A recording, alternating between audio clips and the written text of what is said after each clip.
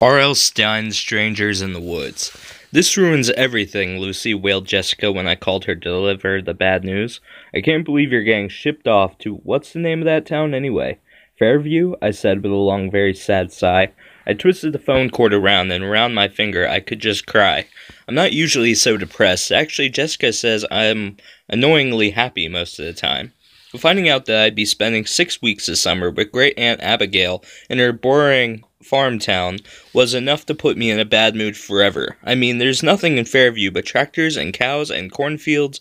I hoped that something exciting had happened to Fairview since my last visit to Great Aunt Abigail's 2 summers before, but when Dad pulled the car into town, the place looked even duller and drabbier than I remembered. One grocery, a hardware store, a gas station, and a tiny library.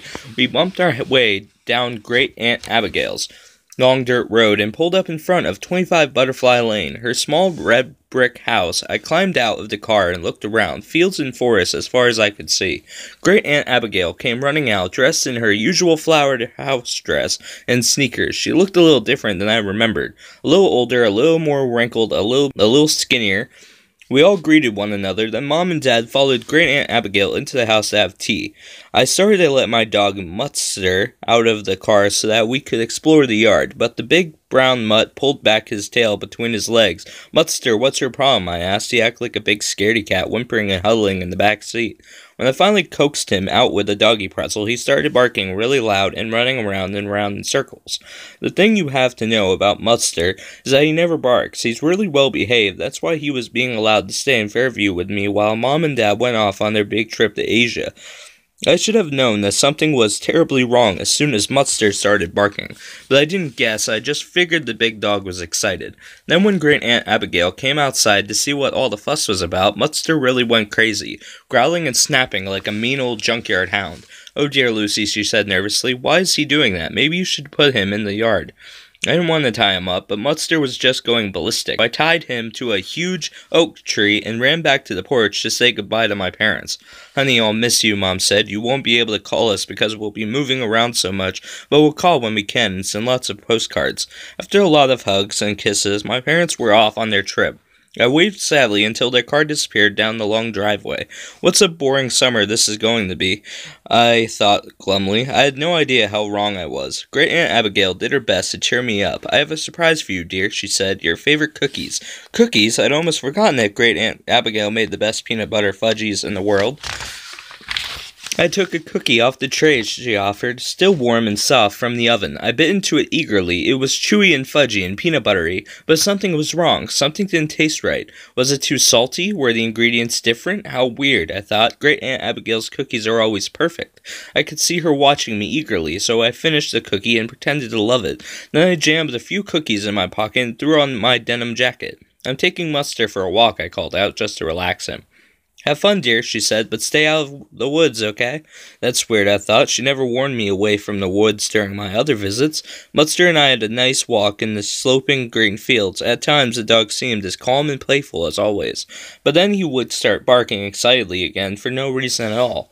I couldn't get to sleep that night. Maybe it was because Muttster had to spend the night outside as punishment for his constant barking. At home, he always slept at the foot of my bed. I tried reading a book, but that only made me feel more awake, so I gazed out the window and counted the stars. And that's when I saw the frightening lights. In the purple night sky, 6 lights forming a circle. At first I thought they were super bright stars because they were up in the sky, but then I realized they were moving, lowering slowly to the ground. As I stared with my mouth hanging open in amazement, the lights hovered over the woods on the other side of Great Aunt Abigail's cornfield. I felt their light washing over me, brightening my whole room, bright as daylight. Then slowly the circle of lights lowered into the woods, and it became dark again. A cold shudder shook my body. What had I just seen? I crept down the hall to Great Aunt Abigail's room and called softly outside her closed door, but she has always been a sound sleeper.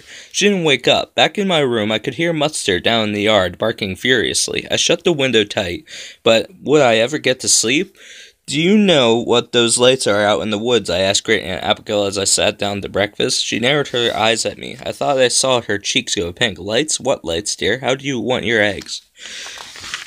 Scrambled, please. They were about 6 lights, all in a circle. They were so weird. Don't worry, dear. I'm sure it's just reflections or something. Have you fed Mutster?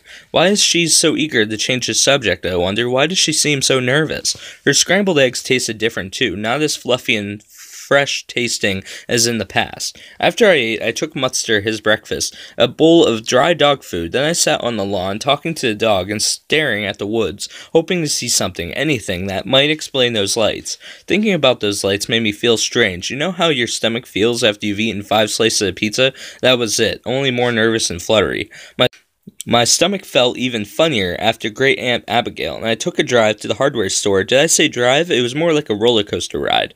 To my shock, my usually careful Great Aunt drove like a maniac. We almost clipped the mailbox on the way out of the driveway.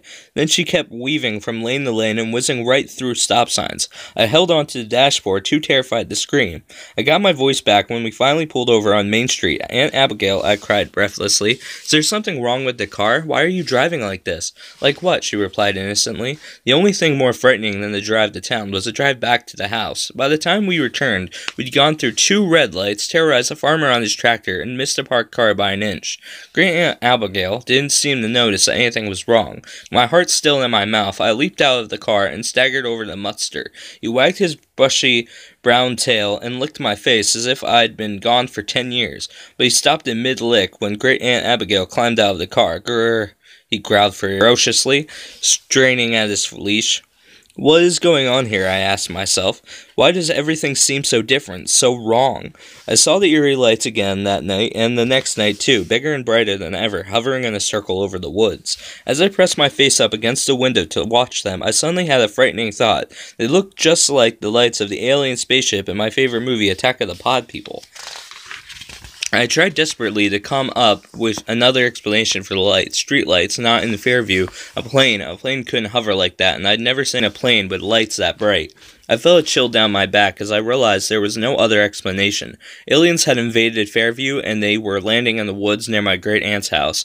Wrapping my arms around myself to stop the chills, I found myself thinking about Great Aunt Abigail. She seemed so different, so changed. Had the aliens taken over Great Aunt Abigail's mind, just like in the Pod People movie? I could hear Mutster start to bark down in the yard. Dogs have a sixth sense, I knew. Mutster sensed that Great Aunt Abigail was possessed by an alien. That's why he had been barking and growling at her. Suddenly gripping with fear, I turned away from the window. Was I next? Would the aliens come after me next? I had to get out of there, run away, but where? Mom and Dad were thousands of miles away. Should I call my best friend Jessica back home? She'd think I was joking. Besides, how could she help? I needed someone close to the police. Trying not to make a sound, I crept down the stairs to the phone in the kitchen. Great Aunt Abigail, or whoever she was, had gotten there first. She had her back to me. She couldn't see me, but I could hear her. Don't worry, my niece doesn't know. Yes, I told her to stay away from the woods, and she won't know anything until it's all over tomorrow night. My palms started sweating, and I got that itchy feeling under my arms. I always get when I'm really nervous. All over. Until what was all over? The alien invasion? Until Mutster and I had been taken off to some weird planet where they put us in cages? I had to get back to my room and fast. I turned back to the stairs, but the floorboards creaked loudly beneath me. Great Aunt Abigail whirled around to face me. I gasped and my mouth dropped open in horror. My great aunt's face was glowing green. Lucy, what are you doing up? Great Aunt Abigail demanded. She took a few steps toward me. I suddenly realized I was terrified of her. Oh, just going back to bed, I stammered, backing away. I hurried up the stairs, my entire body trembling. I closed the bedroom door tightly and waited to hear Great Aunt Abigail pad up the stairs and go into her room. I knew I couldn't spend another minute in the house. I couldn't stay there with an alien from outer space. Frantically, I pulled on jeans and a sweatshirt. I had to get to the police. I had to tell them about the aliens, but would they believe me? They will if I go to the woods and see the aliens first, I decided. I know, I wasn't thinking clearly, but I was having a major panic attack, and it seemed like the best idea at the time. I sneaked silently down the stairs and out the back door. I should have woken up Mutster and brought him with me to the woods, but I was so out of my mind with fear, I didn't even think of him. I ran across the backyard, heading to the woods, nothing but darkness ahead, no lights hovering in the sky. What was waiting for me in that darkness? Were there really aliens there? I needed to get a glimpse of them, just a glimpse, so I could describe them to the town police. The woods were dark, steamy, and wet. It was like plunging through a thick jungle. There was no path, so I had to push my way through, stumbling over fallen logs and marshy ground. As I made my way, I kept hearing rustling noises on both sides of me. Was I being followed? Was I being watched? As I stopped to catch my breath, a light appeared up ahead. Swallowing hard, I moved toward it.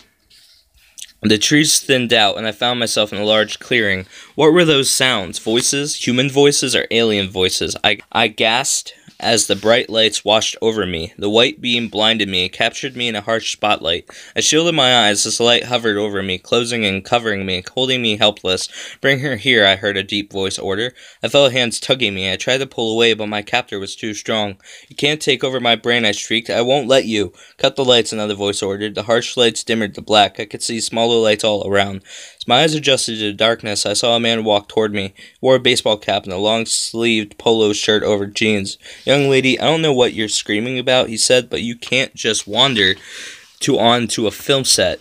You just ruined a shot that took 3 hours to set up." "Film set?" I opened my mouth to reply, but no sound came out. "We asked the people in town to stay out of the woods," the man said sternly. "We're finishing our movie tomorrow, then we'll be out of here."